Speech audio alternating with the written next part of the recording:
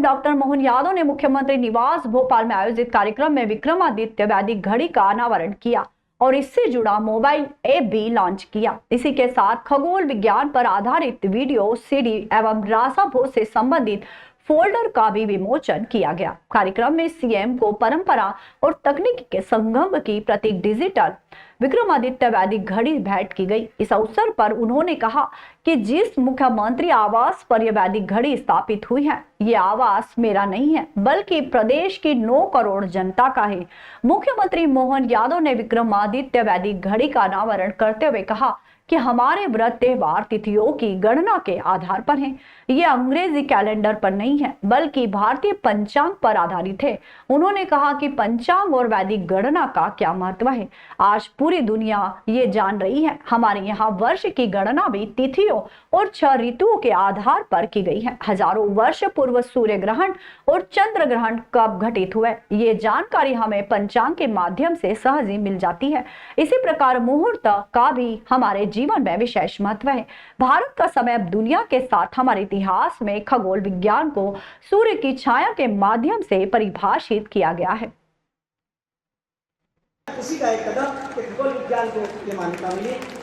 मैं संक्षिप्त उद्बोधन के लिए माननीय मंत्री महोदय ने नारायणा डोंगला का बिल्कुल समीपवर्ती गांव, उस गांव में जाकर के सुदामा और भगवान कृष्ण ने उज्जैन में जब शिक्षा ग्रहण करने आए थे तो एक रात वहां गुजारी थी।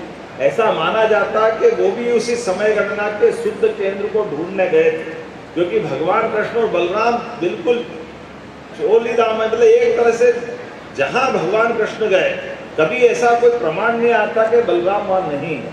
ये एकमात्र जगह है जहाँ बलराम उनके साथ नहीं दिख रहे हैं। सारी कथा कहानियां ढूंढ ले तो भगवान बलराम के बजाय सुदामा मिलते हैं, अर्थात उसमें रुचि भगवान बलराम की होगी कि नहीं होगी मालूम नहीं, लेकिन कृष्ण भगवान की रुचि थी, इसलिए सुदामा के साथ राज गए। तो वो समय गणना का केंद्र ढूंढने गए, क्योंकि सुदामा जी और बलराम जी और भगवान कृष्ण उज्जैन पर रहते ही थे। ऐसे कई रहस्य आने वाले समय में काल गणना के माध्यम से। लेकिन आज हमारे लिए पंचांग का क्या महत्व है, वैदिक गणित का क्या महत्व है, अब तो दुनिया जान रही इस बात के लिए।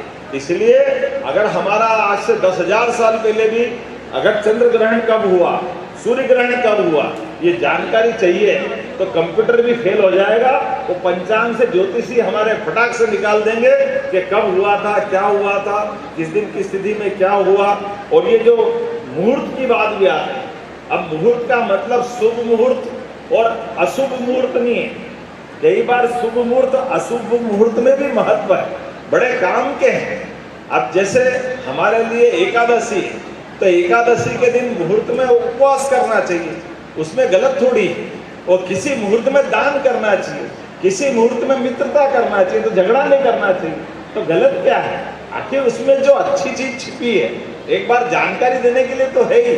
सबको मालूम है कि सावन के महीने में घर से बाहर जाओगे तो छतरी ले जाओ, अब उसमें क्या गलत है भाई। सावन का महीना आंध्रा का नक्षत्र भादवा में आ रहा है, तो आंध्रा में अगर आप जाओगे तो अपने साथ अपनी बरसात से बचने के साधन भी ले ही जाना। तो इसमें आप कहीं भी होगे, इसमें गलत क्या है। तो हमारे नक्षत्र, हमारे ग्रह, हमारी सभी प्रकार की तिथियां, इनके आधार पर, और इसीलिए अब पूर्णिमा होगी तो पितृ कार्य, और अगर हम अपने निर्धारित काम से अवकाश ले लें, अब तो हमने अपनी विधानसभा में भी लेबर एक्ट में संशोधन कर दी। वो गया जमाना के भैया 8 घंटे के अलावा नहीं करोगे, अब तो आपके काम के आधार पर, क्योंकि अपने त्योहारों के आधार पर काम प्रभावित नहीं होना चाहिए। तो हमारे यहाँ तो तुम 8 दिन की संडे सैटरडे की कौन सी बात करो, हमारे यहाँ तो महीने भर काम करो, अमावस के दिन की छुट्टी करो। आज भी गांव-गांव में सभी क्षेत्र में अमावस के दिन काम की छुट्टी है, बाकी तो काम करने के लिए जीवन पड़ा है।